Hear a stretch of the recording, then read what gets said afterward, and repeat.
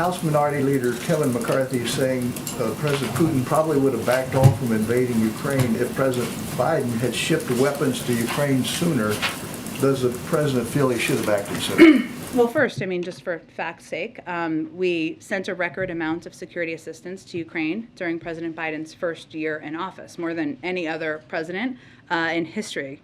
And we shared a significant amount of intelligence with Ukraine about Russia's intentions and military movements, as you all know, because we've talked about it in here. $3.2 billion total, $2.6 billion since this conflict started.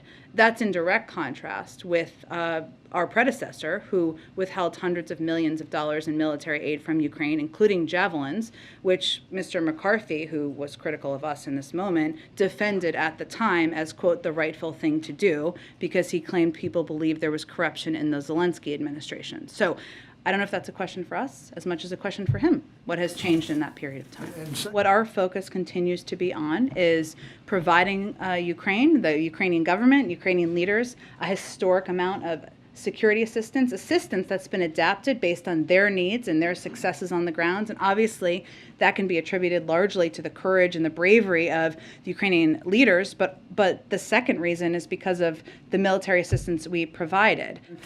We are engaged with surrounding countries, with aid organizations, about a range of ways to get aid and assistance in. And obviously, from the start of this, if there was an allowance or an implementation of these humanitarian corridors, it would have helped enable. But we can't talk about a lot of those things from here, but we are going to continue to take steps to provide humanitarian assistance in every way.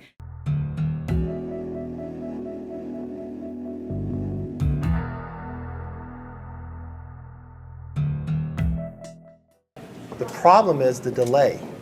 The problem is this administration has delayed time and again, creating the situation to be worse, giving the wrong message to Putin.